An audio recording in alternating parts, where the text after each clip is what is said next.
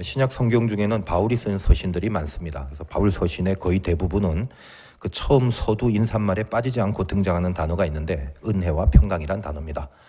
직접 이렇게 다 찾아서 확인하지는 않겠습니다만 말씀을 들어보니까 다 익숙하죠. 아, 맞아, 그랬구나. 은혜, 평강 굉장히 많이 받다. 너에게 은혜와 평강이 있기를 원하노라. 이제 보통 다 이제 그런 형태의 인사 말입니다. 요즘은 이제 서신, 편지라는 게 없어졌죠. 이메일을 사용합니다. 근데 이제 보통 좀 긴 내용이라도 요즘은 또 어때요? 이메일보다는 그냥 문자나 톡으로 그렇게 대신하는 시대가 되었습니다만 하여간 어떤 것을 사용하더라도 그것이 전해지는 편지적 형식, 그런 인사말 이런 것들이 빠지지 않고 들어가지 않습니까? 보통 이제 예수 믿는 사람들은 우리끼리 하는 익숙한 인사말이 뭐예요? 다들 뭐 예배 시간에 서로 인사합시다. 그럼 샬롬, 샬롬 그러지 않습니까? 그게 평강이란 말인데 여러 번 이제 말씀드렸지만 어떤 나라마다 그 인사의 내용은 그 나라의 뿌리 정신 또 뿌리 정서 이거를 반영하는 표현이 많습니다. 그래서 우리가 뭐 영국같이 늘 날씨가 안 좋은 나라, 햇빛 보기가 굉장히 힘든 나라는 아침에 굿모닝, 뭐 굿애프터눈 이게 뭐냐면 좋은 날씨거든요. 좋은 아침 뭐 이렇게. 그래서 우리나라 같은 데도 사실은 그래요. 이런 그 인사들을 회사에 출근하면 안녕하십니까 보다는 좋은 아침 뭐 이렇게 인사를 하는 사람들이 많죠. 그 영국은 좋은 날씨에 대한 갈망이 있기 때문에 그 갈망을 인사로 이렇게 표현을 하는 것입니다. 근데 우리나라 사람이 좋은 아침 이러면은 그 뭐 굿모닝에 대한 번역이긴 합니다만 우리나라 정서는 아니죠. 하여간 이제 우리는 우리만이 알고 있는 또 우리만이 느끼고 공감하는 그 인사가 있지 않습니까? 식사하셨습니까? 그거죠. 요즘이야 이제 많이 부유해져서 음식이 남아도는 세상이 돼버렸고 오히려 안 먹는 게 건강을 위해서 더 필요한 시대가 되었지만 우리 민족의 뿌리 정서에는 못 살았고 또 못 먹었던 그런 애환이 아직도 여전히 있어서 오늘날도 이제 식사하셨나요? 이렇게 묻는 인사는 여전히 많이들 하고 있습니다. 자, 이스라엘은 뭐죠? 평강, 샬롬. 이스라엘이 이 인사를 할 때는 그 나라가 하나님의 평강을 갈망한다. 그 뿌리 정신, 그 뿌리 정서가 있다라는 것을 반증하는 거죠. 자, 오늘 이 평강이라는 메시지가 그저 일반적인 인사말 정도가 결코 아니라는 사실을 제가 말씀을 드릴 것이고 또 그것을 우리가 이해를 해야 되는 것입니다. 신약의 서신서들을 보면 평강과 함께 은혜라는 단어가 빠지지 않고 늘 함께 나옵니다. 여러분 한번 확인해 보세요. 평강 하나 혹은 은혜 하나 따로따로 나오지 않아요. 항상 은혜와 평강이 있길 원하노라 세트로 나옵니다. 그 말은 평강이라는 것은 은혜가 없이는 이루어질 수 없다라는 말이죠. 동시에 은혜라는 건 결국 평강으로 드러난다는 걸 말하고 있는 것입니다. 독자적으로 있을 수 없다는 거예요. 그렇다면 은혜와 평강이 있기를 원한다라는 표현은 바울이 많이 쓰고 자주 사용했지만 이건 단순히 잘 지내냐라는 인사의 차원이 아닙니다. 이건 잘 생각을 해보셔야 돼요. 은혜와 평강, 여러분 은혜라는 건 하나님의 영역입니다. 인간이 개입할 수 없는, 하나님이 절대적으로 개입하지 않으면 있을 수 없고 주어질 수 없는 거잖아요. 내가 만들어낼 수 있는 게 아닙니다. 우리가 은혜로 구원받았다는 말이 마찬가지죠. 내가 구원을 만들어낼 수가 없잖아요. 하나님의 전적인 그리고 절대적인 주권에 의하여 우리가 구원을 받은 거죠. 그래서 그것을 우리는 은혜라고 그럽니다. 그렇다면 그런 은혜가 없이는 우리에게 평강이라는 게 생길 수 없다는 거죠. 그럼 이게 이제 인사 차원이 아니라는 것을 잘 아셔야 돼요. 무슨 말이냐? 식사하셨나요? 라고 인사하면 뭐 식사했으면 네 했습니다. 그러면 되잖아요. 근데 또 밥을 안 먹었으면 어떻게 해야 되나요? 뭘 어떻게 돼? 그냥 이제 앞으로 먹으면 되죠. 그리고 뭐 별로 배가 안 고파서 안 먹을 수도 있고 뭐 대수인가요? 하여간 식사하셨나요? 라는 인사말에 뭐 그렇게 긴장하면서 고민할 필요 없죠. 내가 과연 밥을 먹었을까? 아직 안 먹었네. 큰일 났네. 어떡하지? 그런 사람 없어요. 안 먹어도 되죠. 인사인데 그냥. 근데 은혜와 평강이 있어라라는 인사, 이거는 지금 우리가 생각하는 일반적인 인사의 개념이 아닙니다. 은혜와 평강이 있으라. 그러면 평강이 식사하셨나요에서의 반응처럼 있어도 되고 없어도 되고 괜찮은 건가요? 나에게 평강이 만약에 없다면 그거는 은혜가 없다는 말입니다. 은혜가 없다는 것은 하나님이 개입하지 않았다는 거죠. 우리 인생에 하나님의 개입이 없다는 것은 그냥 사망입니다. 그거는. 그러니까 식사하셨나요라는 차원의 인사가 아닙니다. 너 지금 살았니 죽었니 그걸 묻는 거예요. 없어도 그만이 아니라 없으면 죽는 거다 이 말이에요. 살벌한 인사, 그게 살롬입니다. 평강은 오직 은혜로만 인해서 가능한 것이기 때문에 어찌 보면 우리는 구원을 은혜로만 받아서 복음과 구원의 열매가 결국 평강이다라고도 볼 수가 있겠죠. 내가 구원을 받고 복음을 받아들였다면 그것으로 나타난 증거와 열매가 뭐냐? 평강이다 이 말입니다. 거꾸로 평강이 없으면 복음과 구원 그리고 그 전에 은혜까지도 전부 다 없다라는 개념이 돼버리는 거죠. 그러니까 있으면 좋고 없으면 아쉽고 그런 정도 아니죠. 여러분이 그냥 이렇게 서로가 뭐 기분 좋은 심리적인 안정 혹은 별 어려움 없는 그런 환경적인 상태 이런 것만을 추구할 때 쓰는 게 평강이 아닙니다. 혹시 상대방에게 그런 거 뭐 어떤 큰 문제나 어려움이 없는 그런 일상적인 환경적 상태를 묻는 그런 인사라면 잘 지내시나요? 이 정도. 그래서 그것을 굳이 단어로 표현하자면 평강이라고 안 하고 편안하십니까? 그러면 되는 거예요. 평강은 평안이라고도 하는데 그건 편안하고는 다릅니다. 발음 되게 힘들죠. 편안은 100% 환경의 조건이죠. 상대적입니다. 평강은 이건 영적인 상태죠. 이건 절대적입니다. 아니면 죽는 거예요. 은혜가 없는 거 그냥 죽는 거죠. 이 개념을 가지고 일단 풀어가야 됩니다. 여러분 세상의 편안이라는 것은 전부 다 환경과 조건과 상황 아니겠습니까? 그래서 불편한 사람과 편안한 사람이 있어요. 내가 이 환경 속에 들어가면 편하고 이 환경이 없으면 불편하고 그런 거예요. 그러나 이런 편안과 불편함이 우리의 평강, 즉 평안, 즉 샬롬 이거를 좌지우지할 수는 없다라는 거예요. 왜냐? 이거는 영적인 겁니다. 보여지는 환경과 상황을 초월해서 들어오는 어떤 뭔가 이게 있어야 평강이 있는 거고 이게 없다면 아무리 편안한 상태라도 평강은 주어질 수 없기 때문에 반드시 구분하고 분리를 해야 되는 거죠. 예수 믿는 사람은 편안하십니까가 아니라 평안하십니까 이렇게 나오는 거예요. 그걸 노리고 살아가는 것이고 그게 우리의 깊은 곳에 어떤 뿌리 정신이 돼 있어야 되고 그걸 갈망해야 된다라는 취지에서 우리의 인사는 샬롬이 되는 것입니다. 히브리 말로 샬롬이지만 헬라어로는 에이레네라고 하는데 제가 이 단어에 대해서는 여러 번 설명을 해드렸습니다. 물론 제 개인적인 의견이 많이 가미가 됐습니다만 제가 설교를 하면서 이렇게 시간이 갈수록 좀 분명히 깨닫게 되는 게 뭐냐. 저는 설교를 하잖아요. 그러니까 저는 여러 번 말씀을 드렸기 때문에 그 말씀드린 내용을 또 말하게 되면 성도님들이 이걸 또 듣고 이렇게 지겨워하지는 않을까라는 우려가 늘 있었습니다. 근데 이제 나중에 시간이 지니까 제가 이제 실상을 알았죠. 거의 기억을 못하고 있더라라는 사실입니다.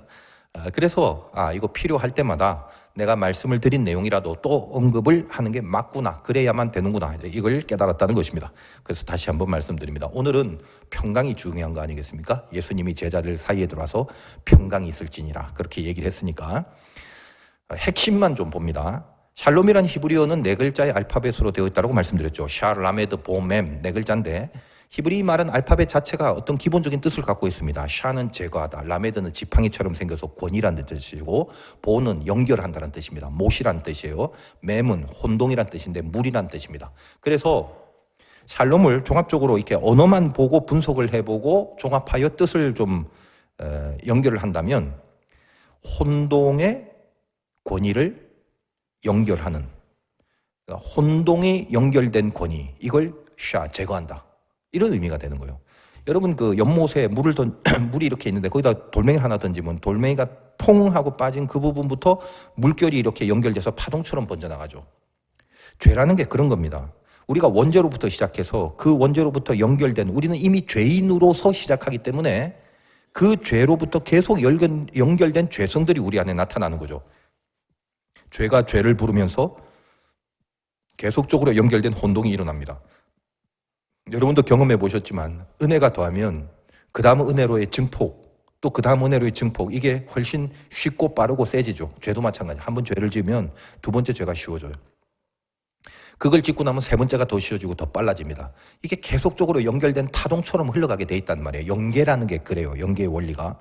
고로 어떤 그 연결된 죄의 권세를 탁 끊어버리는 어떤 파동의 죄들이 계속 일어날 때 그때 이 연결시켜서 계속 번져나가는 죄의 권세를 끊어버린 요게 원래 샬롬이 뜻하는 뿌리 개념이라는 거예요. 이 샬롬이라는 글자에서 못을 말하는 보라는 글자가 빠지면 알파벳 세 글자로 만들어진 단어인 슐렘이 나옵니다. 이 슐렘이라는 단어가 대가를 지불하다는 뜻이에요. 그래서 이 히브리 원어 속에는 이게 영적인 성경을 쓴 원어이기 때문에 그 안에는 분명히 의미가 있을 수밖에 없는 거겠죠. 그러면 쉘렘이 대가를 지불하다인데 그 대가를 지불하다라는 단어 안에 보, 즉 못이라는 단어가 하나 들어가면 여러분 그 못이라는 건 말할 것도 없이 십자가를 말하는 거죠. 그러면 어떻게 되냐? 그게 샬롬이 되는 것입니다. 샬롬은 고로 어떤 복음 자체를 정의하는 개념이기도 하죠. 무슨 대가를 치루었는데 어떤 대가를 치루었는데 예수의 십자가의 죽음의 대가를 집어넣으니까 그때 비로소 평강이 되더라는 것이죠.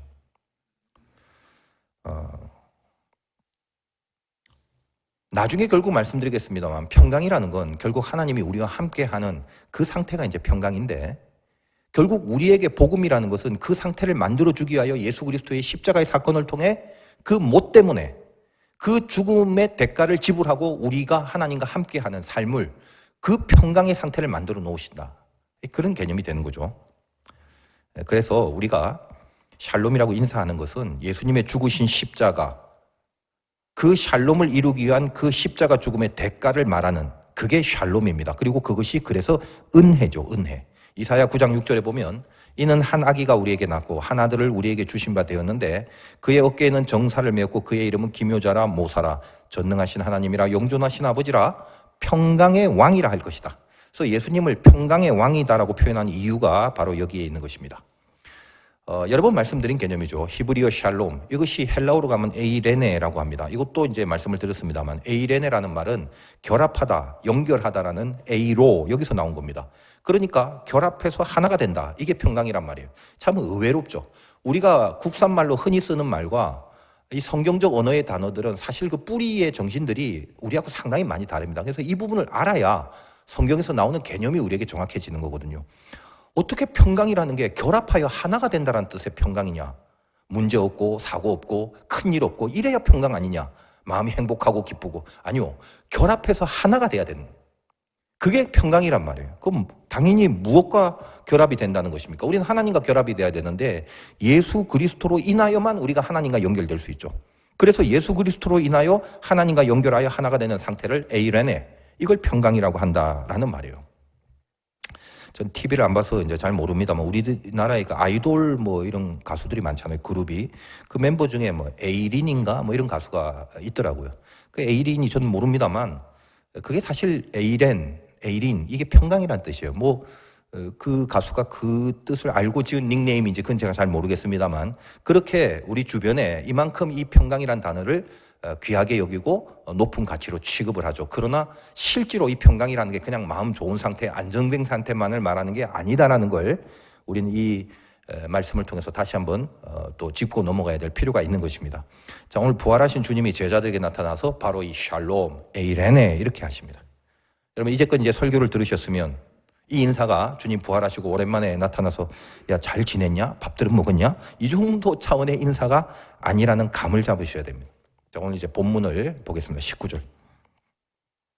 이날 곧 안식 후 첫날 저녁 때에 제자들이 유대인들을 두려워하여 모인 곳에 문들을 닫았더니 예수께서 오사 가운데 서서 이르시되 너희에게 평강이 있을지어다. 그냥 저는 다른 뭐 구태의연한 설명 없이 이 장면만 봐도 이 장면을 내 삶 속에 내 존재 속에 이렇게 대입을 하면 너무 참 귀한 거예요. 그냥 주님이 와서 너에게 평강이 있을지라. 이 말은 결론적으로 말하면 하나님이 너와 함께한다. 너 외롭지 않다. 너 혼자가 아니다. 두려워하지 마. 하나님이 너와 함께한다. 이거는 내가 그렇게 되기를 바라거나 내가 그걸 소망하는 게 아니라 이렇게 선포해 주는 거야. 약속을 해 주는 거야.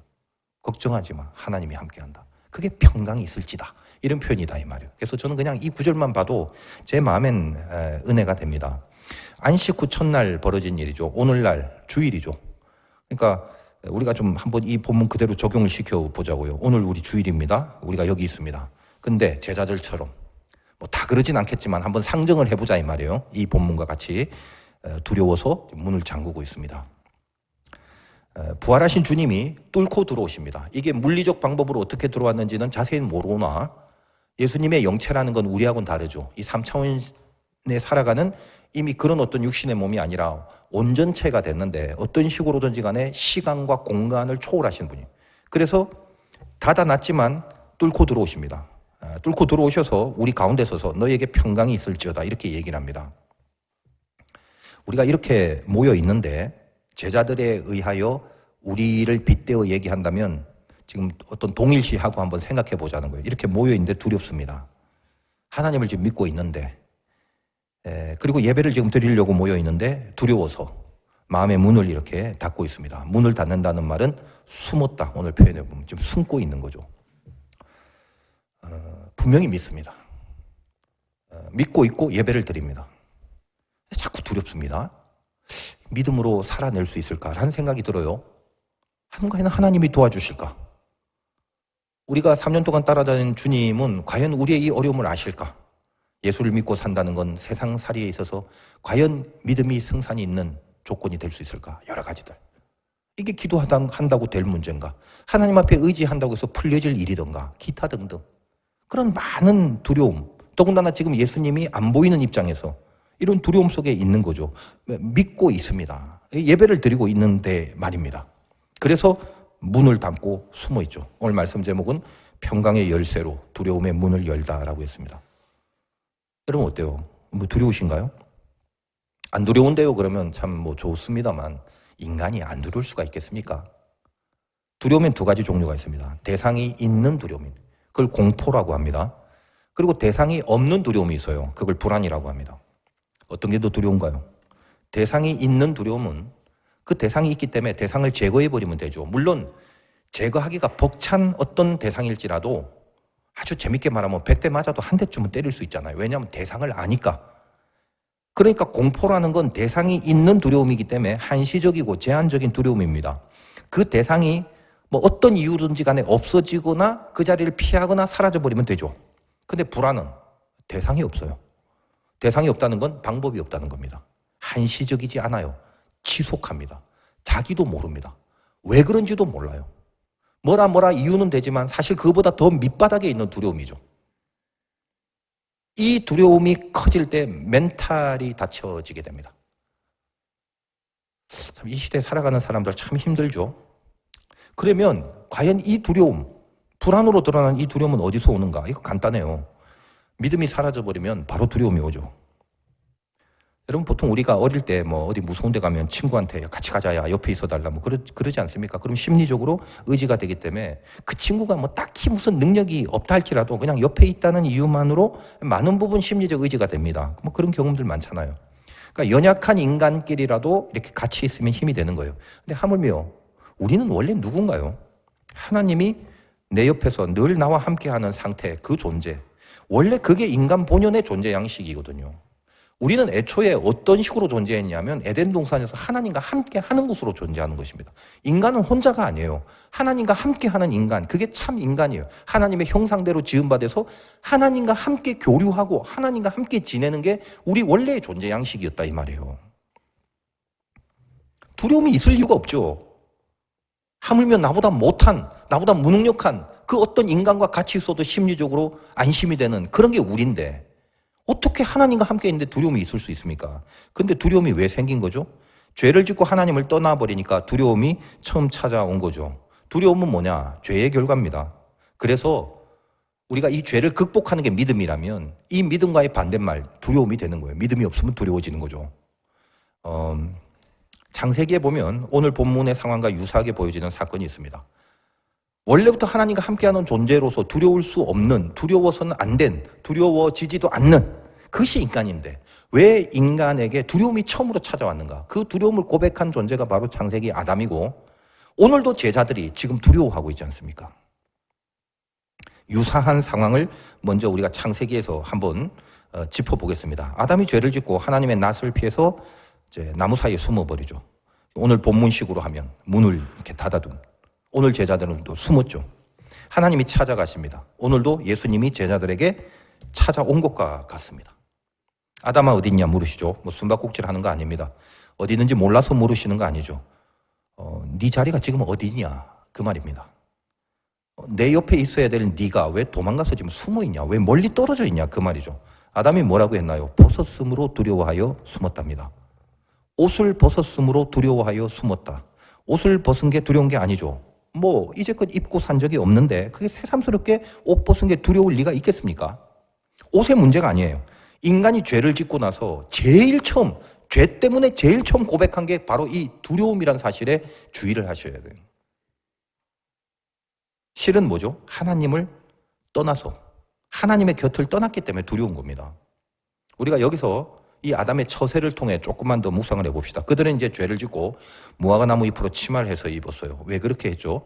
뭐 본문 찾아보면 좋겠습니다만 여러분 다 알고 계시니까. 자, 이제껏 다 벗고 살았는데 근데 새삼스럽게 뭐 하려고 치마를 해 입나요? 갑자기 날씨가 추워졌나요?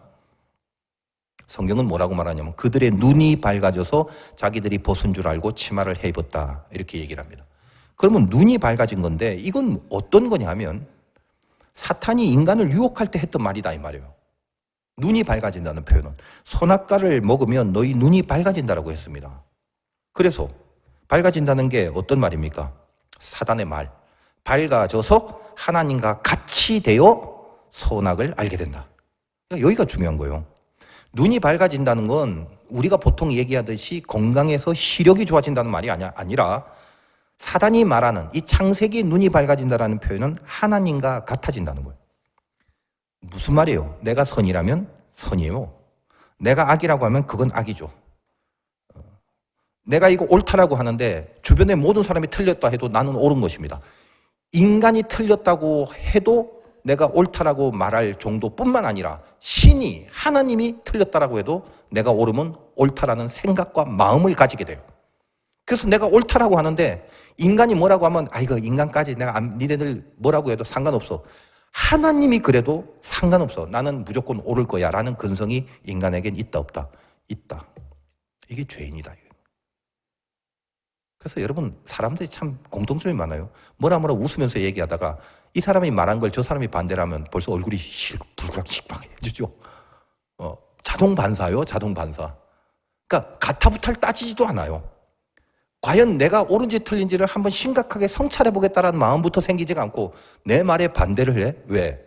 선악을 분별하는 기준이 내가 됐는데 그때는 하나님이 뭐라고 해도 울그락불그락 한다 이 말이에요. 이게 뭐다? 죄성이다, 죄성. 그러니까 실력이 없으면 일을 하지 마세요. 특히 교회에서는. 신앙의 실력이 없으면 일해봤자 하나님 기뻐하지도 않아요. 여러분, 이 사단이 그 꼬셨던 가장 중요한 부분이 뭐냐? 너 눈이 밝아져서 하나님과 같이 된다. 그러므로 내가 뭐라고 하는 것에 대해서 하나님 진단하지 말라 이거예요. 고로 눈이 밝아졌다는 건 뭐냐면 하나님이 안 보이는 상태가 된 거를 눈이 밝아졌다라고 이야기를 하는 것입니다. 자기들 스스로의 의지와 자기들 스스로의 행위를 하게 되죠. 왜냐하면 하나님이 이제 안 보이니까. 하나님의 간섭과 개입과 타치를 안 받고 하나님을 염두에 두지 않으니까 내 스스로의 의지와 행위가 나옵니다. 그게 뭐냐? 그게 무화과 나무로 치마를 만드는 거죠. 자기가 합니다. 하나님 앞에 물어보지도 않습니다. 하나님이 그걸 원하는지 나를 만드신 창조주에게 그분이 그걸 원하는지 안 원하는지 따지지도 않습니다. 지가 합니다. 하나님이 필요가 없습니다. 하나님이 옆에 없어도 됩니다. 내가 무화과 나무로 치마를 만드는 행위는. 지금 이 말이 주는 그 메시지를 여러분이 잘 이해를 하셔야 될 것 같습니다. 그게 죄입니다, 죄. 그래서 그 죄로 인하여 하나님이 내 옆에 없는 결론이 뭐냐? 무화과 치마는 열하게 많이 만들어도 수없이 만들고 이쁘게 막 오만 디자인으로 다 만들어도 뭐다? 두려움이에요, 두려움. 그걸 아셔야 돼요. 신자들 중에는 일을 많이 하고 특별히 교회 일, 하나님의 일 이런 걸 열심히 있게 봉사하는 사람들이 많습니다. 또 한국 교회가 또 그렇게 열심히 또 많아요. 다른 세계의 어떤 나라에 비해서. 그럼 거기에 대한 대표적으로 일 많이 하는 사람이 바로 저 같은 목사 같은 사람이죠. 매일매일 무화과 나무로 치마를 해서 입기가 바빠요. 제가 이 목사님들뿐만 아니라 일 좀 한다는 교인들을 보면 제가 뭘 느끼냐면요. 열심히 있는데 그 깊은 곳에서 두려움이 있는 걸 자꾸 느끼게 돼요. 아까 뭐라고 그랬죠? 두려움은 대상이 없는 근본적 불안함. 이 불안함이 왜 있다고요? 하나님과 멀어져서 생기는 불안함. 근데 자기가 몰라요. 내가 내 불안의 상태를 모른다고. 이 불안을 스스로 극복하고 스스로 이 불안을 거부하기 위하여 열심히 땀을 내요. 열심히 무화과로 치마를 입는다 이 말이에요. 오늘 좀 깊은 말이죠. 우리 화두교회 성도님들은 다 똑똑하시니까 무슨 말 하는지 다 이해하실 줄 제가 믿어요. 그러니까 제가 좀 목사님들 중에도 일 열심히 하는 목사님들 보면 참 아름답고 귀하기도 한데 저 깊은 곳에 자꾸 그 두려움이 느껴져요. 어디서 치마를 해 입을까? 온통 그 생각이 가득해서 분명히 열심들이 많은데 정말 이리저리 기웃거리고 별걸 다 하는데 그 안이 두려움이에요. 조금 극단적으로 보면 잠시 하나님이 안 보여요. 그 안에. 한국 교인들의 열심은 한마디로 굉장히 귀한 열심이기도 합니다만 저는 불안한 열심이 많다라고 생각을 해요. 내가 생각하는 가치, 내가 만족하는 기준, 내가 해내야 한다는 강박, 그 모든 자아를 충족하는 그게 목표가 돼서 하나님을 분명히 떠나 있으면서도 불구하고 모든 것을 자기 기준에 놓고 판단하고 결정하고 선택하면서 매일매일 무화과로 치마를 해 입고 그러면서도 하나님으로부터는 숨어서 저 깊은 곳에는 자기도 모를 두려운 불안 속에 살아갑니다. 그래서 저도 이제 목사님들 이렇게 보면 참 안타까운 부분이 있단 말이에요. 굉장히 일을 많이 하고 참 너무나 좋고 정말 열심히 하고 얼굴에 평강이 없어요. 그 얼굴이 불안해요. 얼굴이. 근심이 많아요. 그렇게 귀하고 많은 것들을 하면서 자기 벌거벗은 거 안 들켜야 되죠. 자기가 자기 의지로 뭔가를 이렇게 스스로 해내야 된다는 강박에 붙들려 있기 때문입니다. 큰 교회일수록 많은 사역을 하는 교회일수록 더합니다.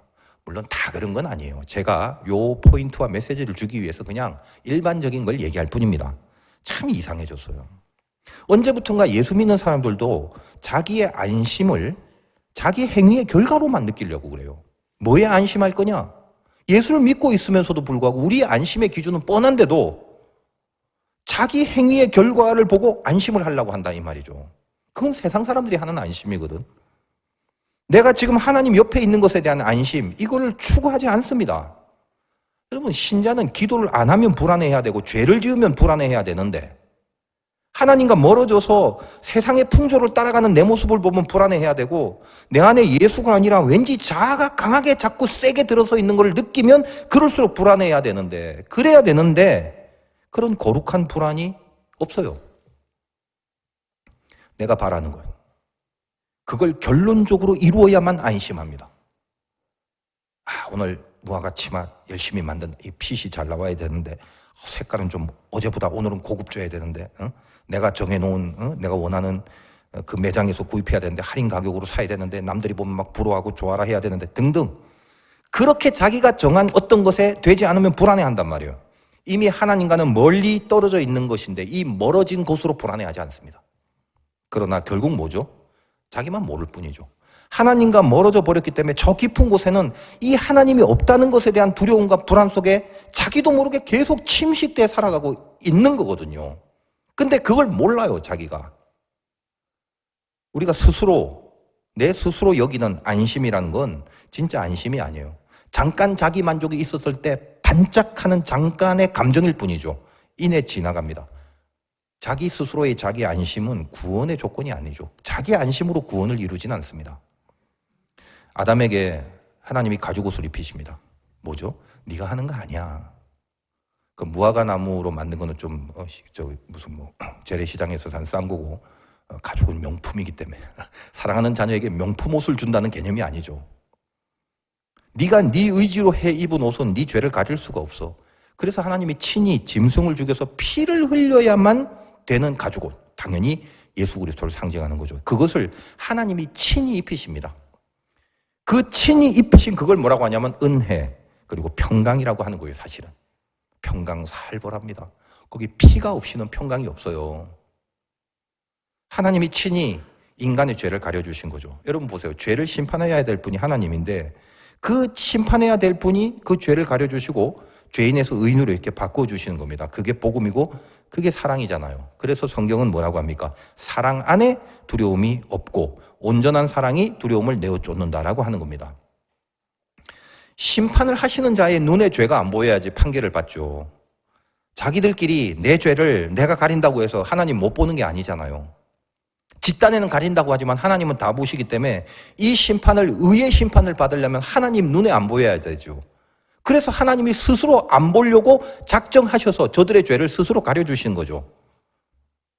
이 부분이 바로 복음과 구원의 핵심 아니겠습니까? 오늘 요한복음의 본문에 바로 이 두려움에 숨어있는 자들에게 그 문을 뚫고 들어와서 평강을 선포하십니다.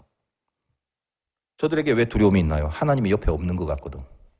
주님 떠나가시고 늘 내 눈에 보여지고 내 육적으로 비벼지는 그 뭔가 눈에 보이는 현상, 기적, 파워, 능력 이런 것들이 있어야 뭔가 함께 한다라고만 생각을 했는데 주님이 살아생전 그토록 얘기를 했는데도 그게 내 안에 실감이 안 되다 보니까 지금 주님이 없어진 입장에서 저들은 하나님과 멀어져 있는 근본적인 불안함 속에 떨고 있는 거예요.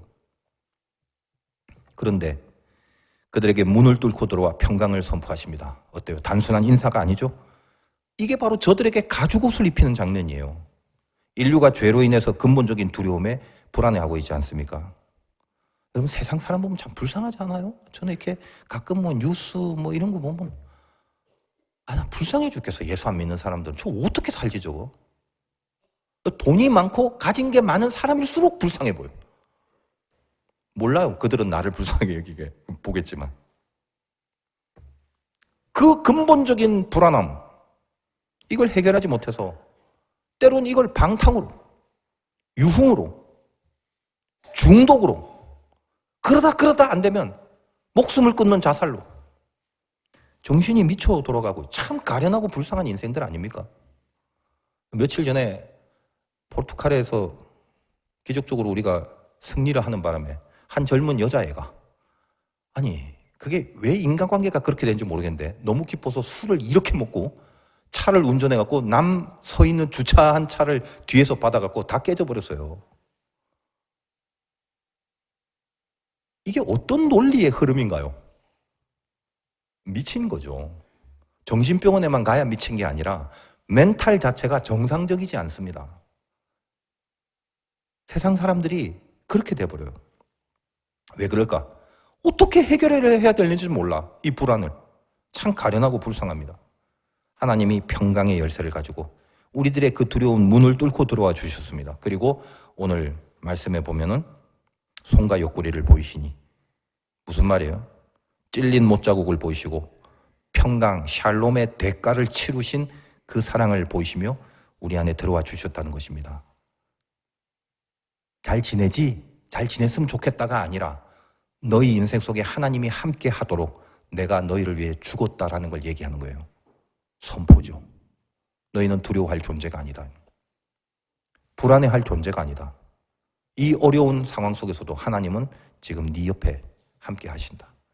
이 얘기를 계속 하셨잖아요. 그리고 이제 승천하시고 성령이 오심으로 그것이 완성되는 것이고 오늘날까지 이 약속은 우리들에게 지켜지고 있는 것입니다.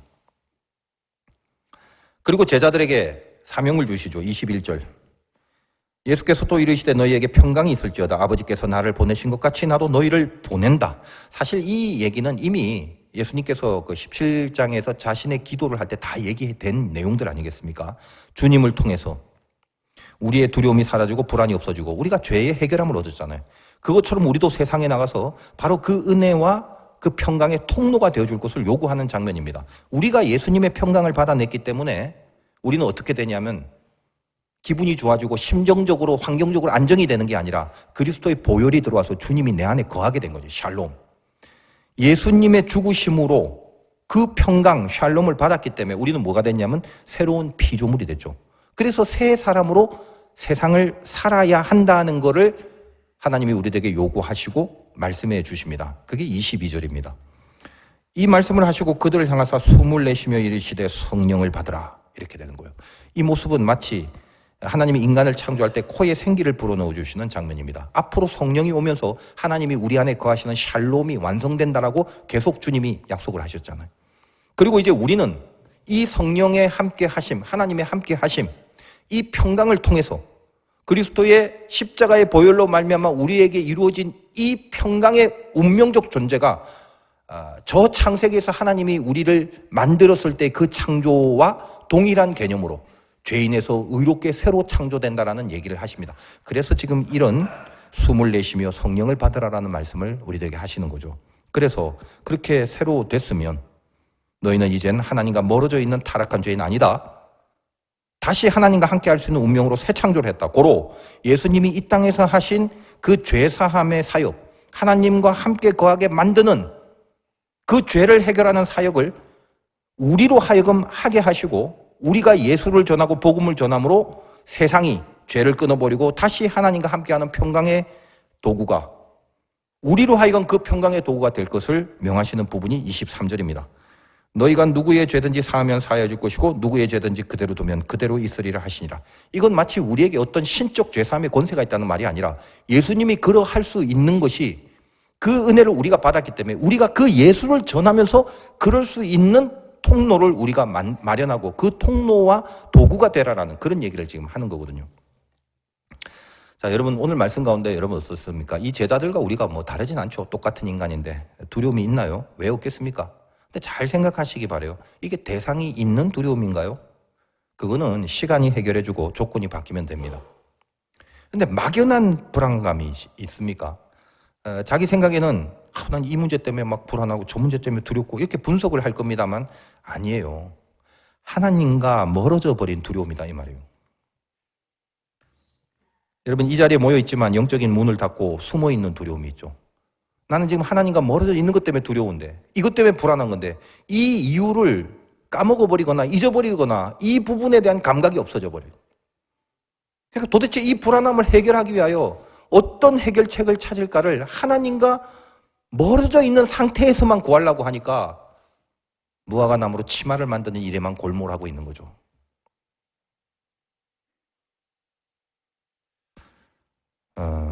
예수님은 우리가 아무리 숨어봤자 우리가 닫아둔 문 방해받지 않습니다. 평강은 우리 조건으로 그렇게 허락된 것이 아닙니다. 주님이 뚫고 들어오시는 거죠. 오늘 이 약속 주십니다. 여러분 안에 지금 뚫고 들어와서 우리 두려움을 없애주시려고 친히 흘리신 피를 대가로 평강을 약속하시는 거죠. 그럼 여러분 가슴속에 이 말씀을 붙들어야죠. 평강이 있을지어다. 나에게 주님 평강이 있을지어다. 하나님이 함께 하신다는 거예요. 여기에 그냥 붙들리는 거예요. 이건 약속이기 때문에 그래요. 옵션이 아니에요. 선포기 때문에. 나 같은 것이 뭐라고 그렇게 가지 마시고 그 손과 옆구리를 보라 이 말이에요. 이걸 가능하게 하기 위하여 주님이 치른 대가를 보라 이 말이에요. 내 자격으로 긴가민가를 판단하지 마시고 그분이 이 일을 위하여 어떻게 하셨는가를 복음을 통해 아는 순간 나에게 당면한 이 어찌할 수 없는 거부할 수 없는 운명, 새로운 창조자로 하나님과 함께 거하시는 삶을 살아낼 수밖에 없는 이 부르심, 이것이 우리 인생 가운데 얼마나 귀한 것인가를 새삼 깨달아 보시라는 거예요. 뭐가 두렵냐 이겁니다. 그렇게 되면 여러분 편안한 걸로 안심하려고 하지 마세요. 편안해도 불안할 겁니다. 부자들이 자살을 많이 하는 이유가 거기 있죠. 더 많은 일, 더 큰 일. 전부 다 내가 선악을 아는 일에 하나님과 같아진 그 죄성으로만 하기 때문에 일이 많을수록 커질수록 속에서 하나님과 멀어지는 불안의 두려움에 떨고 있는 거예요. 하나님으로 옷을 입은 자들은 요한계시록에 보면 흰옷 입은 자들이라고 그러죠. 그건 무화과 치마가 아니에요. 흰옷입니다. 흰옷이 뭐죠? 어린 양의 색깔이 주님의 옷입니다. 가죽 옷이에요. 흰옷이 결국은 창세기에서 말한. 여러분 무화과 나무로요 치마가 아니라 무슨 기가 막힌 바바리 코트를 해서 입어도 그들의 두려움은 사라지지 않을 것이고 그들의 죄는 사여지지 않습니다. 오늘 말씀을 붙들고 기도를 하시기 바랍니다. 내 환경에 이 닫혀진 문들 이걸 그냥 뚫어버리고 친히 들어와 주신 주님이 계시네. 그 주님이 지금 나에게 떨고 있는데도 불구하고 평강이 있을지어다. 이 단순한 인사가 아니네. 평강을 받을 만한 자격과 조건이 있냐 없냐를 살피는 게 아니라 뚫고 들어와서 나에게 평강을 약속하십니다. 뭐죠? 하나님이 함께 하시는 운명이 되게 하려고 나는 너를 위하여 십자가에 못을 박혀 피를 흘려 죽었노라 라고 이야기를 합니다. 어찌 거부할 수 있으며 어찌 도망할 수 있으며 어찌 부인할 수 있으며 의심할 수 있으리요. 연약하고 부족한 투성이지만 오늘 이 말씀 앞에 사뭇 내 인생과 내 운명이 얼마나 존귀하고 귀한지를 느끼실 수 있어야 됩니다. 나는 평강이 있는 존재구나. 그래서 오늘 기도하셔야 돼요. 주님 평강을 주시옵소서. 그리고 나에게 들어온 평강이 나를 통해서 세상으로 옮겨지게 하시고 오늘 주님께서 나에게 명하신 사명 잘 감당하길 원합니다. 여러분 마음에 주님의 평강이 있으시길, 여러분 바로 옆에 하나님이 떠나지 않으시길 주님의 이름으로 축원드립니다.